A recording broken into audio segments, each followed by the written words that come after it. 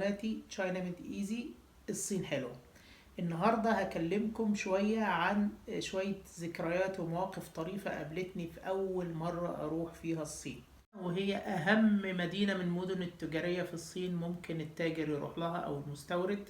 فيها شغل متنوع جدا جدا لجميع المهتمين بالمجالات التجارية المختلفة. أول زيارة ليا لجوانزو زي كانت سنة 2000، ودي كانت يعني أول تجربة واستكشاف للصين. سافرت جوانزو على معرض كانتون سنة 2000 عشان أشوف الدنيا. أول ما رحت طبعا لقيت حاجات غريبة جدا جدا.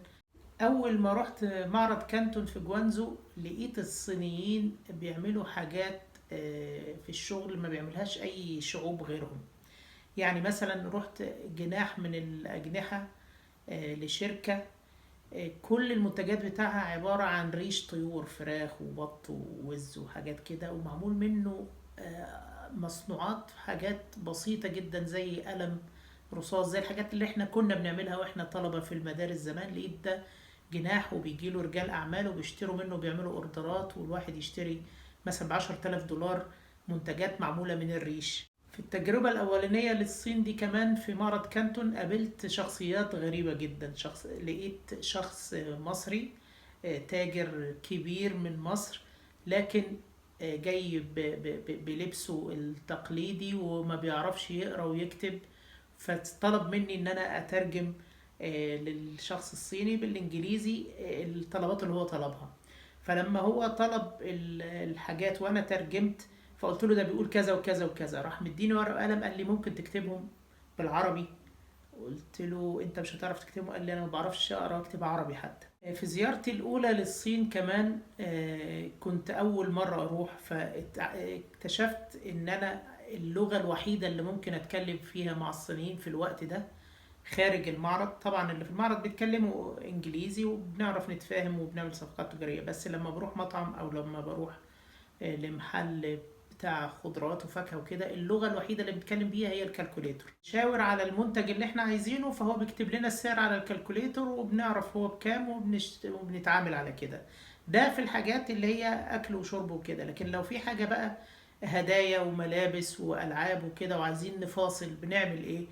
بيكتب لنا السعر على الكالكوليتور واحنا بنروح نمسح ونكتب الرقم اللي احنا بنستهدفه، بنفاصل معاه بالكالكوليتور من غير كلام، مفيش لغة بيننا وبين بعض.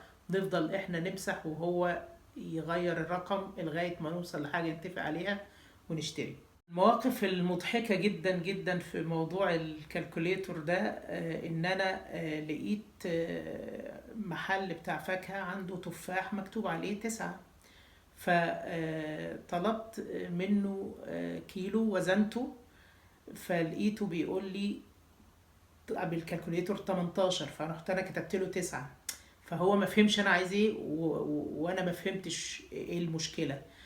فجي واحد صيني تاني بيعرف انجليزي شويه فبيقول لي 1 كيلومتر 18 ريمبي. طبعا كيلومتر دي اللي هو قالها يقصد بيها كيلو جرام، هو يعني كان في الانجليزي عنده معلومات بسيطة ومبسوط انه يعرفها فكان بيقولها لي. فاكتشفت بقى، فهمت ايه القصة ان وحدة الوزن اللي هم حاطين السعر عليها في الصين هي 500 جرام مش 1000 جرام. فلما يكتب 9 معناها ده النص كيلو، ال 500 جرام بتسعة.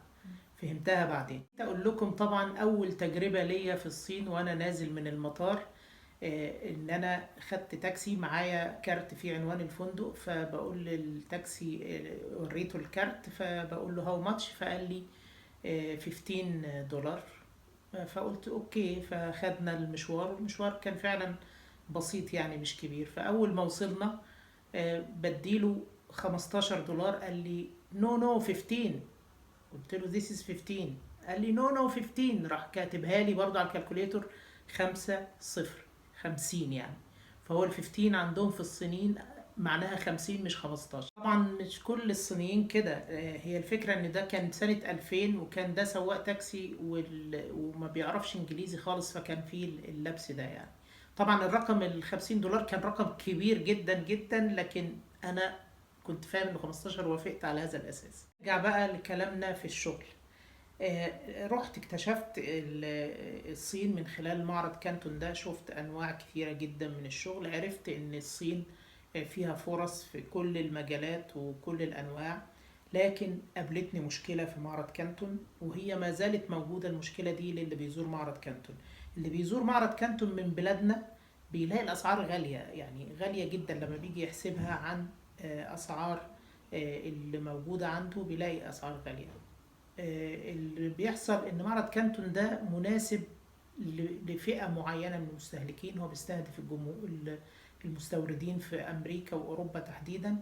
البدايل بقى اللي بره المعرض واسعارها مناسبة، او الوصول للمصانع، هو ده اللي يناسبنا احنا. وده هنبقى نتكلم عليه ان شاء الله في يعني فيديوهات تانية على قناتنا بإذن الله. طبعا في الزيارة الأولى أنا ما كنتش عارف أكل إيه في الصين، والأكل الحلال إيه وإزاي بيوصلوا له وكده. فما كانش عندي بديل غير إن أنا آكل كل الوجبات طول الزيارة من مطعم واحد، وهو ماكدونالدز. كنت بروح ماكدونالدز أطلب سندوتش سمك، وبطلب إنه ما يتحطش عليه أي إضافات أو سلطات، لأن مش عارف إيه اللي بيحطوه جوه السندوتش. قطعة السمك والخبز بتاعها وخلاص. في الوقت اللي انا زرت معرض كانتون لاول مره، ده سنه 2000، ما كانش في المكان اللي موجود فيه المعرض حاليا اللي الناس تعرفه اللي راحوا الصين. كان في وسط البلد في منطقه شاوبي، جنب مسجد هناك اسمه روضة أبي وقاص، وده مسجد تاريخي تقريبا عمره 1300 سنة. والمعرض كان جنبه بالظبط يعني. الخلاصة بتاعت الزيارة الأولى دي إن أنا لما رحت معرض كانتون ما كنتش عارف إيه البدايل في السنة الأولى. قلت بقى خلاص هرجع مصر وأفكر كده في الموضوع كويس، وبعدين أشوف هعمل شغل ولا مش هعمل. وخدت الداتا من المصادر كلها اللي في المعرض، وما عملتش أي بيزنس في الزيارة الأولى. إن شاء الله لما هكلمكم عن الزيارة التانية، لأن فيها حاجات مهمة هتعرفوا إزاي ابتديت شغل مع الصين. طبعا وانا في طريق الكانتون كانت الرحله دي ترانزيت هونج كونج. فنزلنا في هونج كونج وقعدنا جزء من الوقت يعني، وخرجنا من المطار. فلما خرجت انا من المطار، الموقف الطريف جدا ان انا خرجت من المطار لقيت الباص اللي هيوديني الفندق بتاع هونج كونج واقف.